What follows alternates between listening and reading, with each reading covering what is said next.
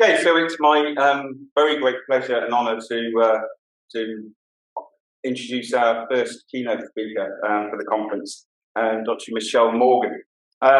Michelle is Dean of Students at the University of East London, I believe, and previously was Associate Dean for Student Experience at Bournemouth University. For that, she's done a number of different projects, including the Principal Investigator on a 2.7 million hefty grant looking at the postgraduate experience. So Michelle has extensively published in areas, a range of areas, especially around transition and the support transition to university, in support of student diversity and improving student experience overall. She's used 2 edited books that revolve around the student experience and student transitions model, and is the author of the Improving Student Experience website, which is one of the most useful resources I've come across in many recent years. So I'll let her introduce the things she's going to talk about, but talks about understanding prior learning experiences and concerns on the re-image of the student experience for student success. So thank you very much, Michelle. Good afternoon, everybody. Can you hear me clearly? Thank you for inviting me. I think the next few weeks, the next few months, not only for students and staff, but for higher education, is going to be quite precarious. So it's going to be very interesting to see how it unfolds. Let me give you a little bit about myself before I start.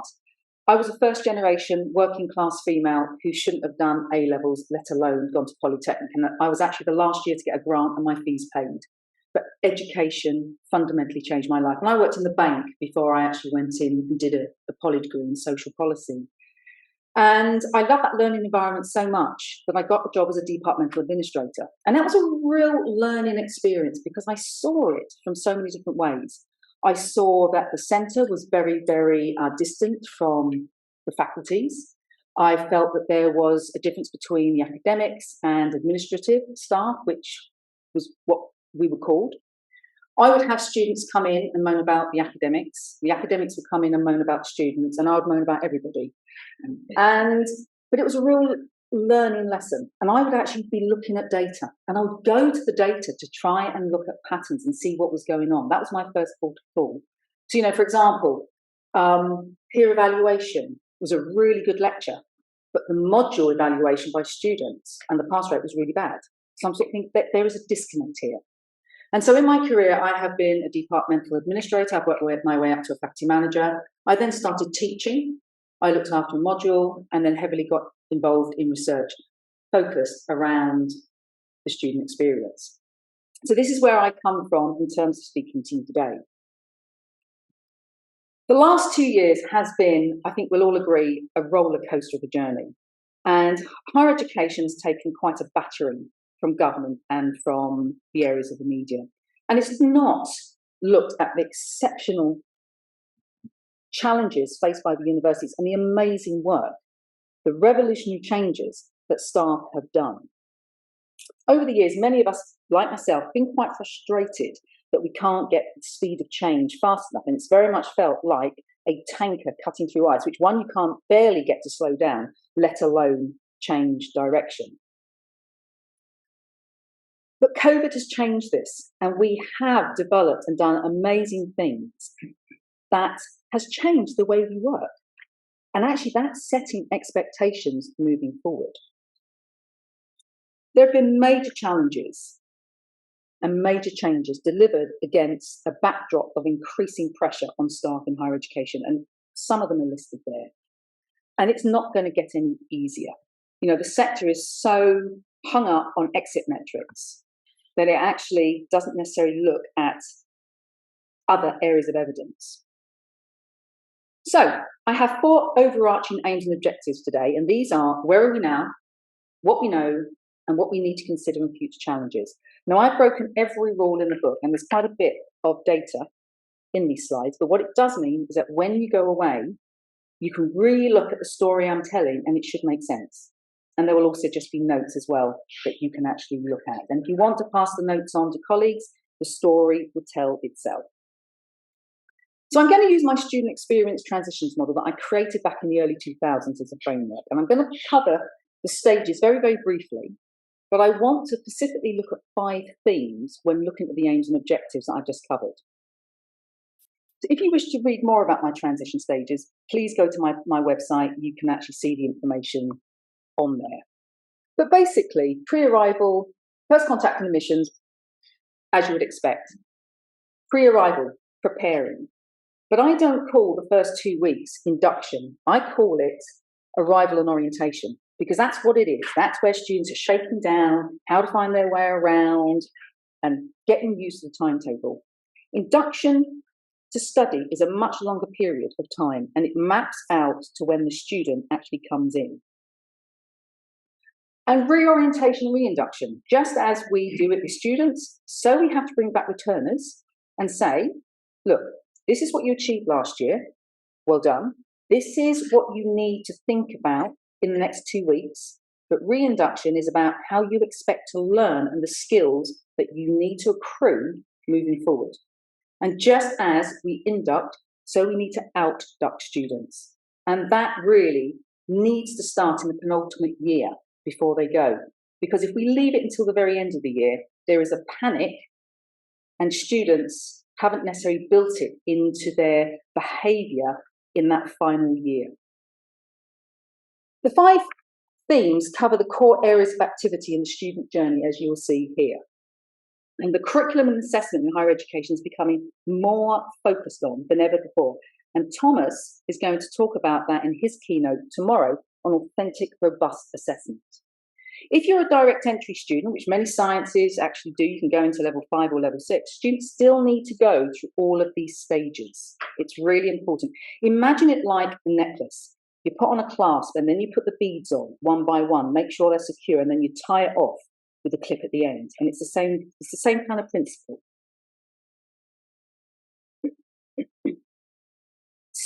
The issue that we've got is that we have a lot of challenges facing us. But what I would say is, as I said, to actually get to where we want, we've got to go back to the very start. And hopefully, having been through the last 2 years, we should better be able to predict and be prepared for prepared for the numerous eventualities, especially with reports from bodies that are up here.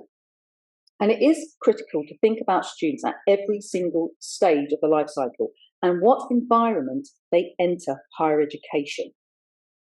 As a sector that is so focused on exit metrics, I argue that if we want to improve those all-important metrics, we need to go back to the start. And actually, I was listening to one of the groups and very much talking about bridging gaps and thinking that there needs to be more bridging between school and university. And you're absolutely right. Many of you may recognise this quote by Donald Rumsfeld. COVID created unknown unknowns. And although COVID issues are now very known, we're still going to have to deal with them as the unknown unknowns occur. We're still coming out of a pandemic, and already we can see that COVID is still going to be with us this coming year. However, we have another crisis that is going to impact dramatically on higher education for at least the coming year, if not longer, and that is student hardship. And that can also include staff hardship. It's important for us to recognise that the student experience is all our responsibility, whatever role we play in a university. And this will include us being able to identify and support students going through hardship. The challenge that we have is there's very little information on being able to identify the symptoms of hardship with our students. But it is a pretty basic need that safety and physical needs need to be met. Because if they're not, it will impact on learning. So where are we now? And what do we know? And what do we have to look out for? As of now, we have to be mindful of 5 broad learning experiences for incoming students. We all know that the bulk of our students will be coming in maybe who were in study last year. But also remember, if you actually look at the age group of students coming into your courses, you will see they can range over quite a broad area of time. And the phases are here. We know each phase of COVID created a different experience, and I'm going to show you some examples in a moment between the different years. Pre-COVID 2018-19, school was business as usual.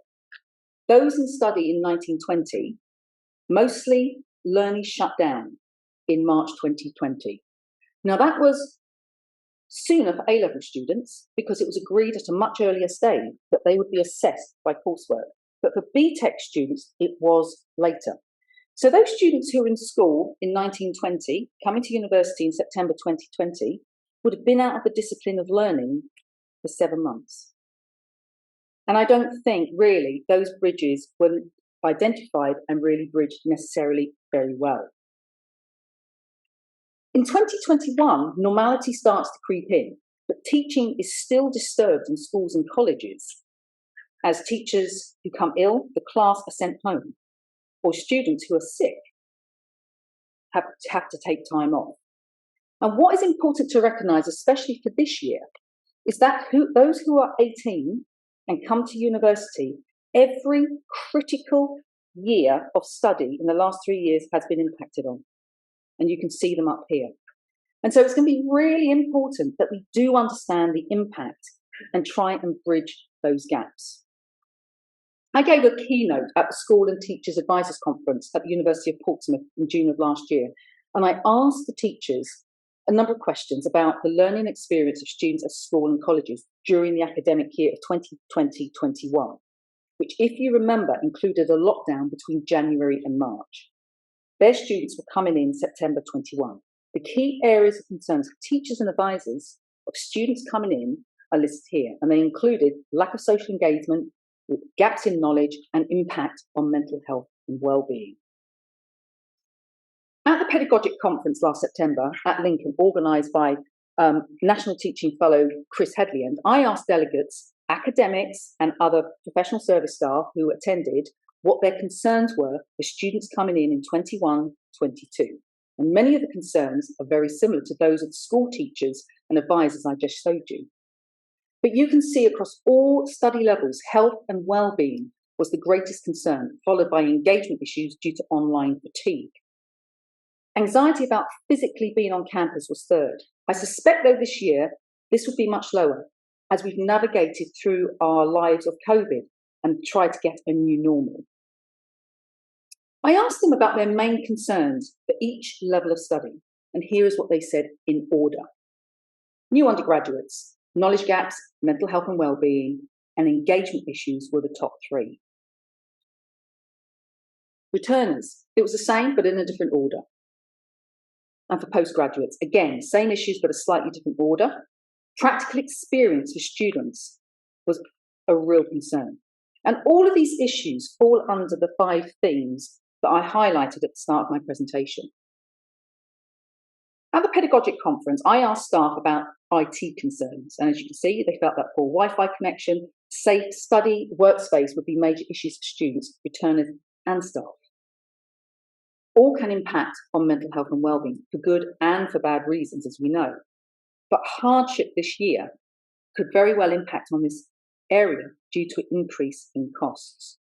What is key is to provide our students with the right information at the right time to empower them to help themselves, especially when mental health and well-being is concerned. But to do that, we need to know what students are feeling as they begin their journey. What do you think are the top 3 concerns of, let's start with undergraduate students coming in? Would anyone like to throw out a thing with your students? What do you think? From your experience, students are worried about? Intellectual ability. Okay. Whether they can keep up or not. Capability of studying at university. What else? Social integration. Yep. Making friends. What else? Money. Anything else? Well, you're spot on. One of my areas of research is understanding on arrival how students are feeling and how they're thinking. And it was formalised by the Postgraduate Experience Project, which was the £2.7 million research grant that had 11 university involvement, where I'd actually really formalised it. But I've been doing it undergrad and postgraduate for quite a while. And you can see that in 2019, pre-COVID, this was done at Bournemouth University, where I was Associate Dean, across the entire institution. You can see that coping with level of study, fitting in with classmates, was a real issue. And the thing with this pre-arrival questionnaire is it's done as a pre-arrival course activity. So just as you'll say, sort of read a book or you need to do this, they do this as a learning exercise to get them thinking about how they learnt, how they expect to learn, and what they expect on exit. And then concerns. So we really are tapping in and getting them to think about what their issues are. And we get the results, the course leader, within a week of the survey closing, which is normally at the end of orientation week, the first week that they get back. So course leaders are very much able to look at the concerns, look at the diversity, and try and adapt accordingly. And the findings on this slide show that coping with study, fitting in with classmates, everything you've said are very, very, much about major issues. And this idea about not having, students don't worry about money, it is just not true. And it would not surprise you that first generation students are more likely to worry about funding than second generation, and second generation are more substantially more likely to get funding from parents than first generation. However, that's going to be very interesting to see how that changes this year, as the middle class and upper classes may very much be squeezed as well.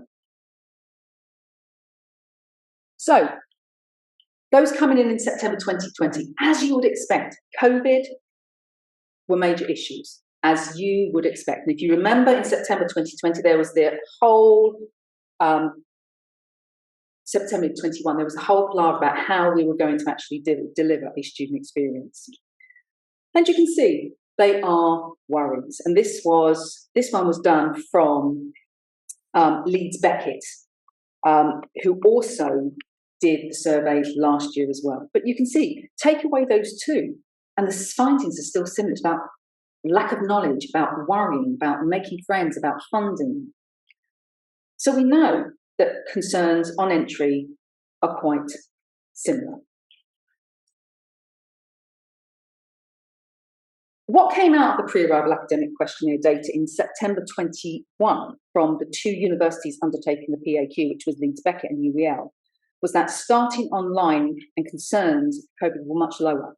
But you can see they were much lower down the academic scale. And I suppose as that degree of normality creeps in, that's going to happen. The data across all of the survey, though, does highlight differences between those who identified as male and female. And it's probably not a surprise to you that females were significantly more concerned than males in all areas, and males substantially thought their skill strength was higher than females. So females were strong or mainly adequate, males were very strong or strong. So it does make you wonder, if students are coming in with excess belief in their ability, how that can impact on their ability to progress. First generation students were less worried about coming to university than second generation. Second generation are going to have that cultural capital, they're going to have that knowledge, they'll have parents who will have gone to university. If you don't know what could go wrong, you're not going to worry about it. And then you find yourself into the chaos, and how do you deal with it? And you don't necessarily have the skills to be able to ask for help.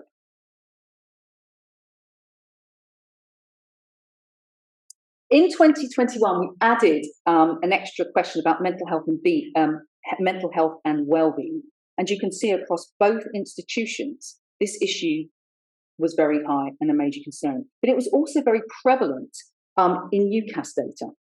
And we know that since 2011, there's been an 89% increase in the number of UK undergraduate applicants sharing information about an impairment. And the highest is amongst mental health and well-being.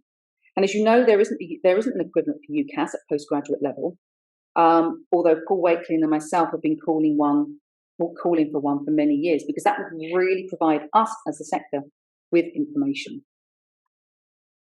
So let's look at the postgraduate area, because it's very often a neglected area. And these findings, the first lot of findings, are from the Postgraduate Experience Project, which was an 11 university-wide project. Remember that the Postgraduate Loan Scheme was introduced in 2016-17.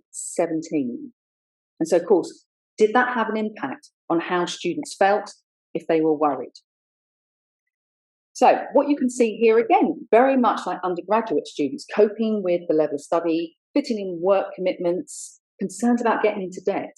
Bearing in mind that with a postgraduate loan, it runs concurrently. So you're not only paying back your undergrad, you're paying back your postgrad.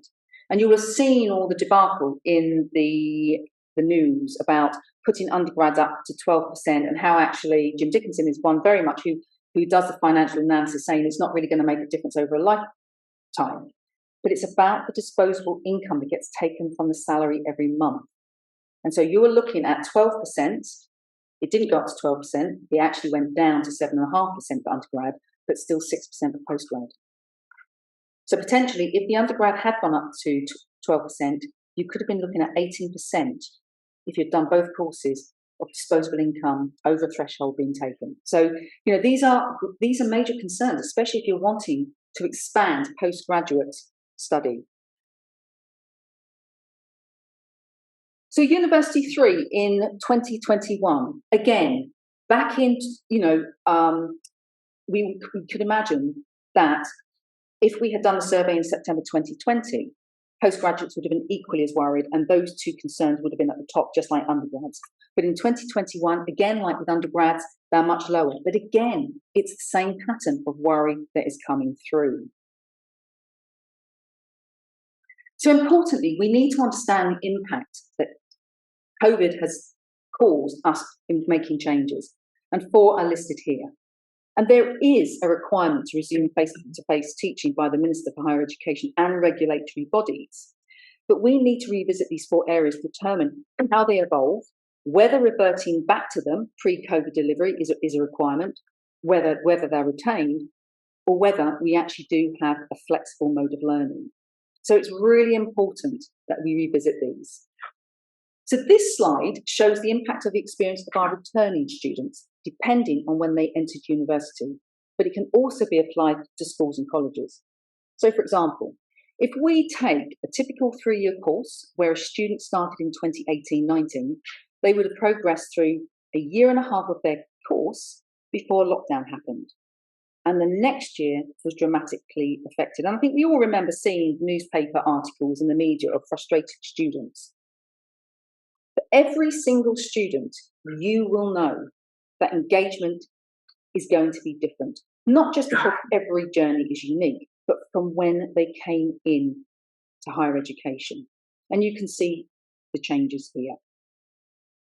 And any changes undertaken, highlighted in the previous slide, need to be managed well, especially if the cohort feel that their normal is being taken away.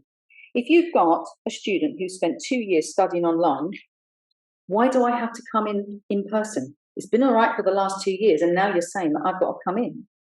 So that's going to be a change in behaviour for them in their final year, which actually also needs to be carefully managed.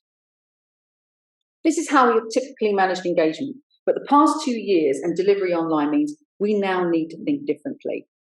Rules about recording engagement have to change as we adapt to ongoing situation. And we may very well find ourselves as students can't afford to travel into university, but that online learning needs to be retained. And I'm sure that this is something that the new government student support champion who's just been appointed, Edward Peck, BC at Nottingham-Trent, will be looking at. We've learnt new ways to engage, but it hasn't been without its challenges, as we know as staff. And there is a worry that the cameras and mics off mean that one is disengaged, which of course they can be. But let's also remember the other factors, such as poor internet access, or having a camera off helps. You don't have a quiet environment, or you don't like people seeing you so visible. Don't even forget that in a lab or in a seminar group, you can still be invisible and hide. And there are many benefits of online learning I think need to be kept. Students being able to attend online when they're not feeling too well, but not well enough to come in. They can engage and not have to worry about submitting mitigating circumstances to cover the time they're absent. And that is a win for everybody. We're not having to process it at all. Classes can be rewatched because you didn't quite understand something at the time. It's important for us to hold on to what worked and what helped the learning process. And for disciplines such as bioscience, which require practical, interactive learning, getting this balance is critical for you if it's to benefit students and staff. Now, Emma is going to be talking about communication methods to enhance online lectures and engage learners during the transition to university. Charlotte is going to be talking about inclusive, flexible learning through a student-centred active learning module. And Gemma on using technology to develop commercial awareness and digital interview skills, which I think is something that is becoming more prevalent and important, which employers want. One of the big criticisms of online learning, though, is that students aren't engaged. But it's important to remember that attendance does not always equal engaged, whether your camera is on or off, as we know as staff. So engagement is a hard one for universities, and I'd like to take you through a brief exercise just to highlight the challenges. So I'm going to have two students, and I'm going to provide you with some information about each. And as I do, think about who you consider to be more engaged. So student one attends all the lectures and student two doesn't. At first glance, who's most engaged? Student one. Let's provide a bit more information. Who's more engaged now? You know, maybe student two as their course rep?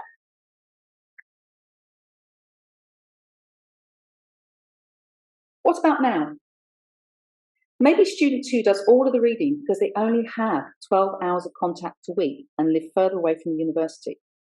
They're also a course rep, but student one has 25 hours of contact, hence they may do limited reading.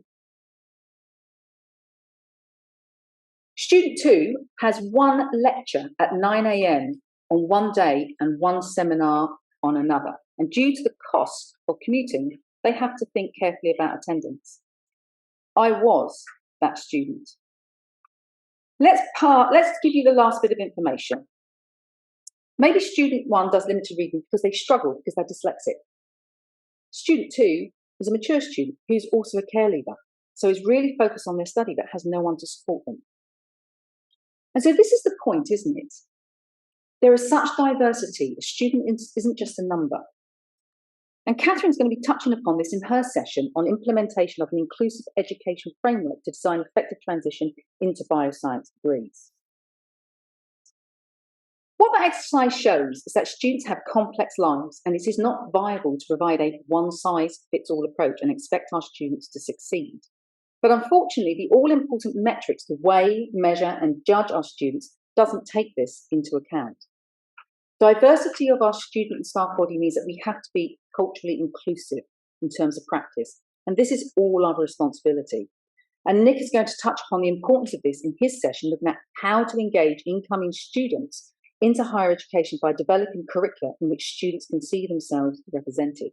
And it was very much this work that Nick got shortlisted for a major national award. So the last 2 years has impacted on every level of study, but importantly, we do need to think about prior experiences of our incoming students. So let's go back to that pre-arrival academic questionnaire and look at prior learning. And this touches upon your group over there who brought this up. What you can see from the pre-arrival academic questionnaire at Bournemouth University across the 4 faculties is how traditional the learning experience was for new entrants. Handwritten notes and course textbooks were the primary way of accessing information. And Sue Williamson, the chief executive of the School Students and Teachers Network, says these findings are commonplace across secondary education. Just as universities are measured for outcome metrics, so are schools and colleges. Dictating notes is still the #1 mode of delivery, and most students limit their reading just to their course book.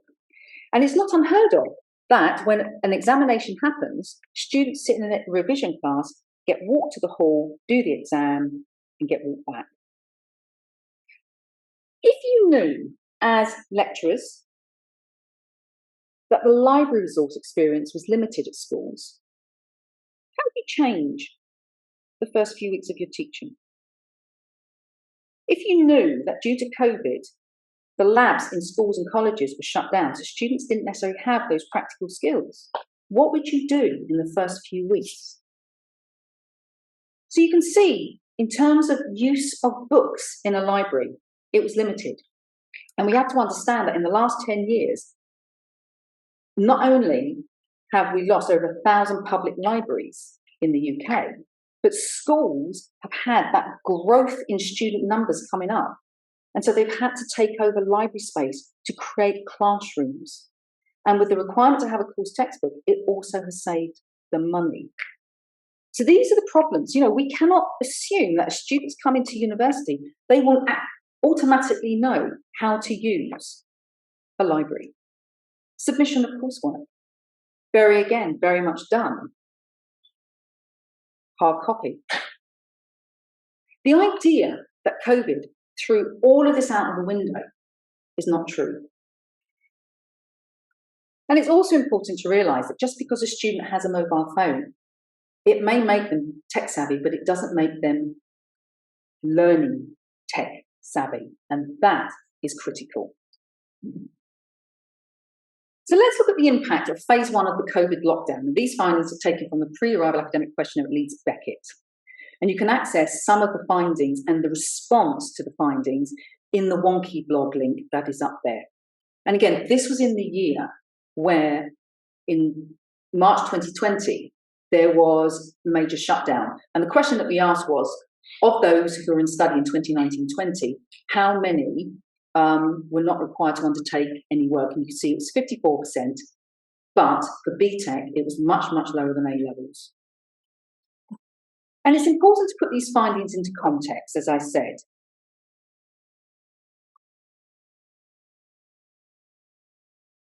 And what you can see here, again, prior to lockdown, again, handwritten notes, course textbook.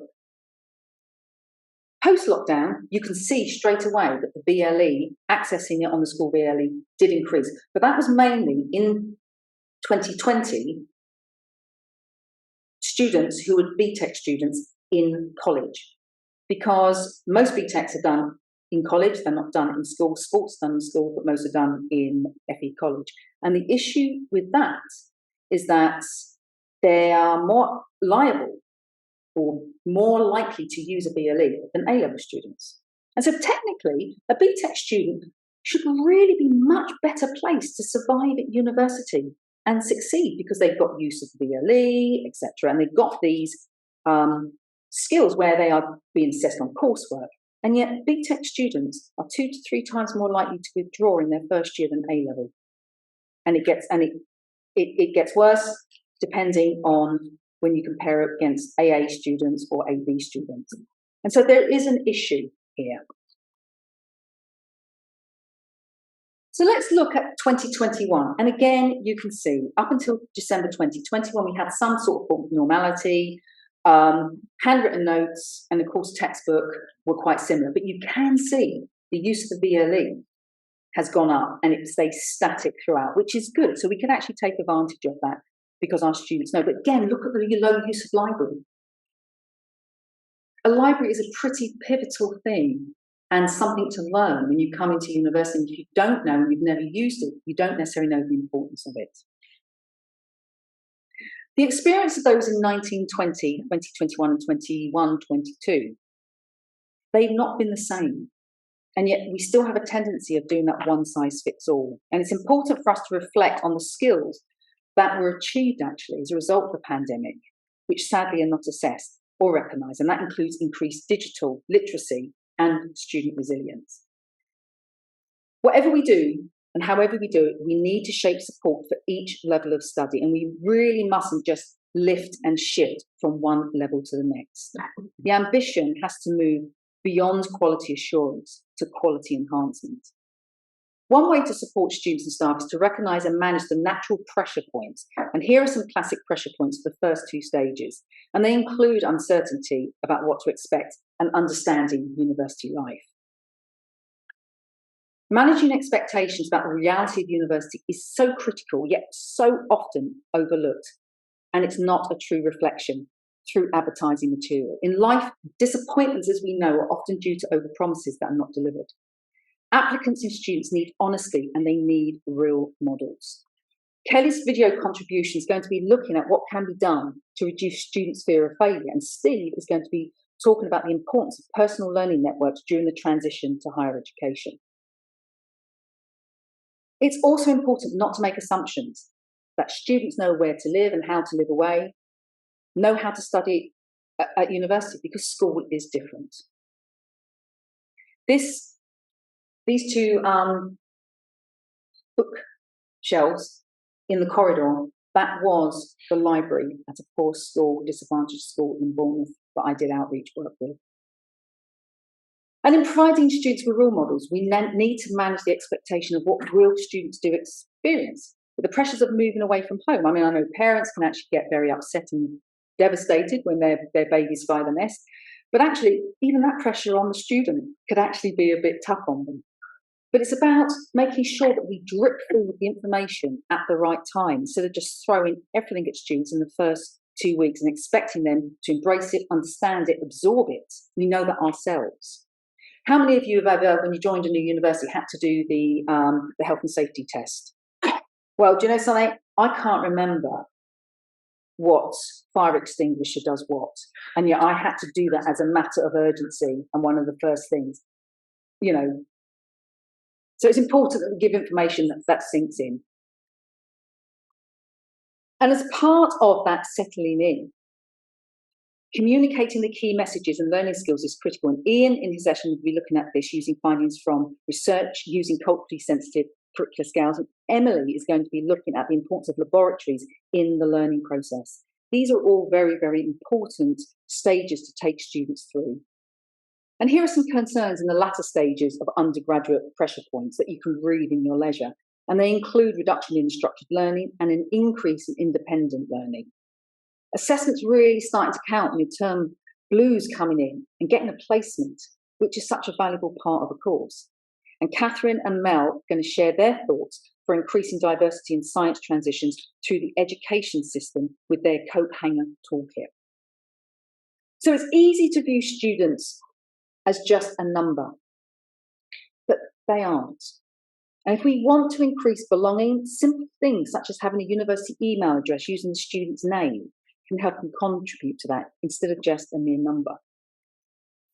And so often, postgraduate talk students get forgotten about in the discussion because there's an assumption that if you've done undergraduate degree, you should know what to expect. Well, it may surprise you that in the postgraduate pre-arrival academic questionnaire, 42.8% of postgraduate respondents across 2 universities did not know what to expect at postgraduate level because it has different rules of engagement and you're coming in with such diversity of previous experience.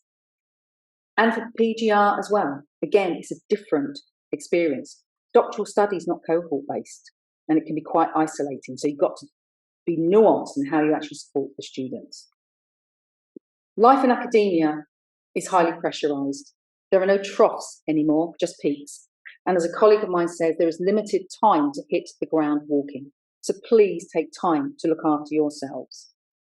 So as we're moving forward, and I'm almost not far from the end of my presentation, I want to look at these 5 themes because it's very important and it very much came out of what you were saying. You saw the differences of experience I highlighted between the different cohorts earlier. And there is a piece here by Julie Hulme, which is excellent reading if you are interested. So we need to be mindful about mental health issues experienced by students. And these can include emotional and physical adjustment, as well as staff who've been employed during the pandemic, getting up to speed with in-person systems. Final year students may have to struggle, as I said, why have I got to come onto campus when it's been all right for me to actually study off for the last 2 years? So we need to be supportive and mindful and kind. The cost of living of our students is going to become everyone's problem because it will impact on continuation, retention and success.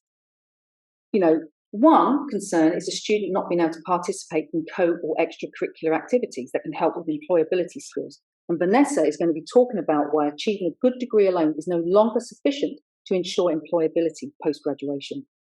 Undertaking additional opportunities alongside academic studies is now essential in a competitive academic environment. And with the challenges in securing a placement, Hayley's going to be talking about development of a 3-week summer research project to upskill students. Let's briefly look at each of the things to think about what we can do. Starting with the curriculum. Here are some key areas to consider, and they include the impact of online learning and the confidence of students. Acquiring IT skills in the past 2 years for students and staff has never been more important. Isabella is going to be looking at fostering greater interaction through a video competition, and Janella and Susan will be talking about developing academic skills in bioscience. David, in his session, is going to be looking at how critical thinking abilities can be delivered both online and in traditional examination formats. And we need to consider bridging the gaps and understanding the learning preferences. This is from 2021, and you can see I've split it into A-level and BTEC. And you could see that for students, face-to-face is important, but we've got to educate them and let them know that feedback comes in many different ways, especially if we want to raise the NSS results. And what we can see is that Sean and Terry's talk is on the separation of marks from feedback and incorporation of reflective practice using digital tools, and Cressida on proactive engagement and feedback using feedback via ePortfolio. Things to think about regarding the pedagogy theme are here. But importantly, we are going to have Dave looking at addressing education inequality through the use of capstones as a vehicle to reduce awarding gaps. And Jessica is going to be looking at the potential of podcast in pedagogy, which is a novel assessment tool for communication skills in science education. Zoe will be looking at using creative learning experiences for students to test data in realistic scenarios. Some fantastic sessions coming up. We also need to understand the worries of students related to the landscape. And here are the worries of all students, A-level, BTEC, and Generation on their worries this coming September. And you can see that first generation students, as I said, were more concerned about the A-level student rather than A-level about the knowledge gaps. So as I kind of draw to a close, as we start 2022-23, we mustn't make the following assumptions as this slide shows. Understanding how students are feeling is going to be essential, especially with traditional insights and feedback mechanisms weakened. So it's never been more important for universities to enable students to feel part of one supportive community, and that can be done at course level especially. So, some suggested actions for consolidating the teaching timetable, review, mitigate the circumstances, and extension policies. These are practical things that we can do to make everyone's life easier. This is a useful resource if you haven't checked it out already. Massively useful, so do check it out. Support. Again, what worked well, what didn't online? What were the prevalent issues going forward? And what are the services we know students will use? Undergraduates across the different institutions, you can see that academic support followed by health and wellbeing is very high across 3 universities. We look at University 2 that did the survey in 2021, you'll see similarities and differences between the years. Interestingly, males most likely to use sports facilities, significantly less likely to use health and wellbeing. So the question is, if we know that students, male students, are going to do sport, how can we push concepts of health and wellbeing through the sport route? I'm going to click through the next few slides because I'm acutely aware that time is of the essence, but please do read these and you'll see about the expectations by postgraduates, but also by level of study. We know that mental health and emotional problems are issues for retention. And there are a range of fantastic resources. As I said, you could look at these in your leisure. The links are actually on the slides. And here are some suggested actions. But, universities, senior management especially, really important for them to engage with the student mental health charter. And student wellbeing, you need to look after yourselves. Because if you don't look after yourselves, we can't look after our students. And so finance, these are some very practical things that universities can do to help support our students. And this is going to be increasingly an issue moving forward. Right. So the journey is never easy, whether that is an undergraduate, postgraduate, or PGR. COVID-19 and the cost of living has made our job harder. And we need to be honest with students about their journey. And as I said at the start, our students need real models, not just marketing role models. As for staff, students' lives are multifaceted. Having a good life balance will help with well-being, but that seems hard to achieve in higher education, whether you're a student or a member of staff at the moment. So let's look after ourselves. And as I conclude, more than ever, we need to provide explicit information. And there is some more information here, some more resources, and there are some key areas.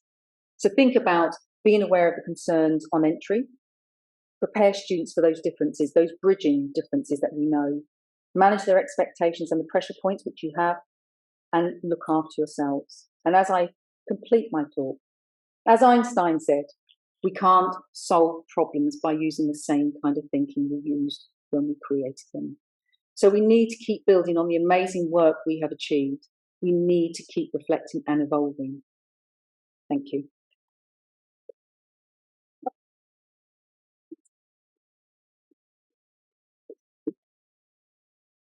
Thank you, Michelle, for a really inspirational and thought-provoking talk. We've got 5 minutes or so for some questions. If you like, I've had a few that have been popped onto the Padlet. So what if I just read them out? First one was, you mentioned engagement issues due to online fatigue. Yeah. How do you know that the poor engagement was due to the online fatigue and not the other elements that you mentioned? Was there evidence to support it? Yes, that's from the students. All right. That's from the students. As I said, there is more data that can be read. As I said, what's going to be very interesting is analysing the results this year when there has been, I suppose, a year of supposed normality, how students are feeling. Okay. Another question was, do you have any key ideas around VLE design, given that students have different needs and ways of interacting? It seemed a common point of learning, managing the balance between content and talent. Do you have any guidance as to how we should structure those online resources? I think there needs to be simplicity. There has to be clear direction. It's very, very easy. Well, it's not. Let me go back. When COVID happened, we literally just chucked everything online and we just created pages of information that really wasn't navigated very well. What we do and how we instruct students to learn needs to be linked up in a step-by-step process that students can almost follow the pearl necklace that I told you about at the very start and know what follows after. I don't know how many of you have looked at your university websites and you've tried to find information and you're hunting for it and you just can't find it. You know, there comes a point where you give up, and students will do that. And so we need to have more clarity and step-by-step process and of what's important and be very clear about, look, students, this is all of this. I mean, how many of us, I remember getting my reading list and there was like 20 books on a reading list. It would have been really helpful to know which was like the first 2 or 3 or 4 that would be really pivotal and really critical, because there's no way I could read all 20. And so it's about, again, online directing, but also being very mindful of students who have neurodiversity issues. Very often you'll go onto a website and you've got white text on a black background or something like that, or white text on a pink green background, and that is just a no-no. And so it's about getting the design of it fit for purpose as well. And it can't be marketing driven, it's got to be learning driven. What do you think the impact of more students living at home to save money will have on transitions and engagement? I think it will make a difference. You know, we sell the experience of students as, well, hey, this is fun time, you come to university. And I think that if you're going to be a commuter student living at home, then we need to balance those expectations more effectively. However, that's not to say that students couldn't engage in extracurricular activities online if they worked. You know, as a mature student, I had to make that tough decision. And actually, I really didn't want to necessarily engage in other things. For me, engagement was sitting in my poly sweatshirt at my kitchen table doing my work, whereas for my 18-year-old fellow student counterpart, it was about volunteering. And so it's about making sure that students are aware of the impact, but to try and triage so that they can still get engaged in things. But it also means that university management have to understand that if you've got a whole load of commuter students, they're going to get on campus and get off as soon as possible. So don't start complaining that they're not turning up to evening functions that are being put on, because students have to make tough decisions. But it's about, again, it's about reimagining and managing the expectations so that it is fit for purpose. Yeah. I suppose having an hour-long lecture on one day and an hour-long lecture on the next day. Yeah. Yeah. I listen. My university back in 1989, Poly, it had a 2.5 day timetable, which was great. But I had one lecture on a Wednesday. I had to work to earn money. And we're going to be finding, especially with the cost of living crisis, students are going to have to be making tough decisions. So if they're not in class, being able to catch up online when they can is going to be very, very important. And I think actually the whole cost of living is going to be more problematic in a way for us as educators than COVID. Just a procedural question. What was the sample size for the data you presented from the different surveys? Yeah, they did vary. They did vary. They were around about 500 to over 1,000. For the postgraduate experience project, it was larger. At Bournemouth, it was 1,200. But these were only students that completed the full survey. So the participation was higher, but just for ease and clarity, I just used basically those who completed the full survey.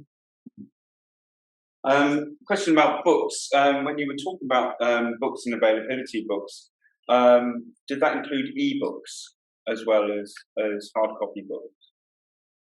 I didn't actually clarify that. I didn't actually ask that explicitly. That's a very, very good point. But it was talking about books in general. But from school, it was very much. I don't know if you know, but at schools, you're given a course textbook. It's a hard copy course textbook. So for 18-year-olds, it is different.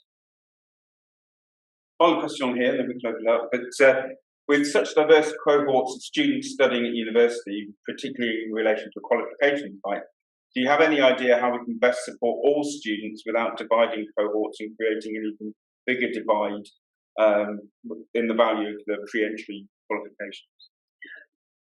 It's not about dividing. It's about understanding the diversity.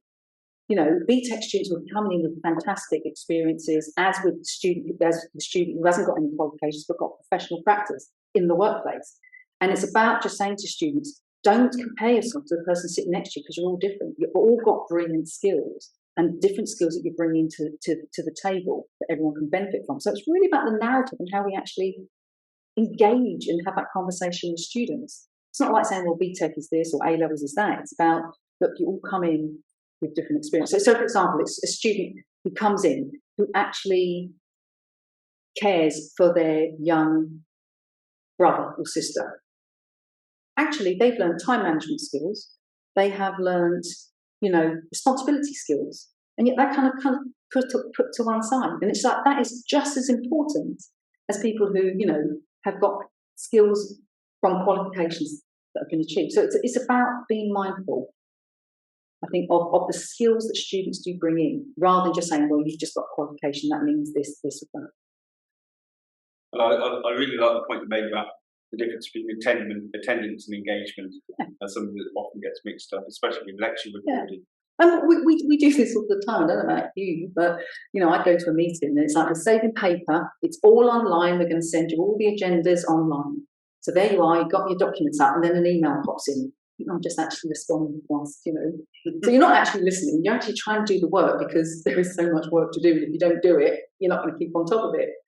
Your inbox is just going to get bigger and bigger and bigger. So, we're no different from students.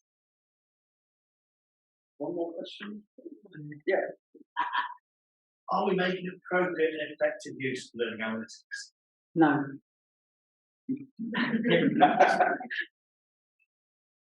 Learning analytics tell us one side of the story. And I'm having this debate at my institution, and it's the way they're recorded. It's, for example, tapping. If you tap into the lecture theatre 16 minutes before the lecture starts, you're actually recorded as late because the tapping comes 15 minutes after. So you're a really, really kind of good student. You're coming in, you're in the class, you're doing the reading, you're tapped in, but we haven't told the student that actually, because you tapped in so early, you tapped in late.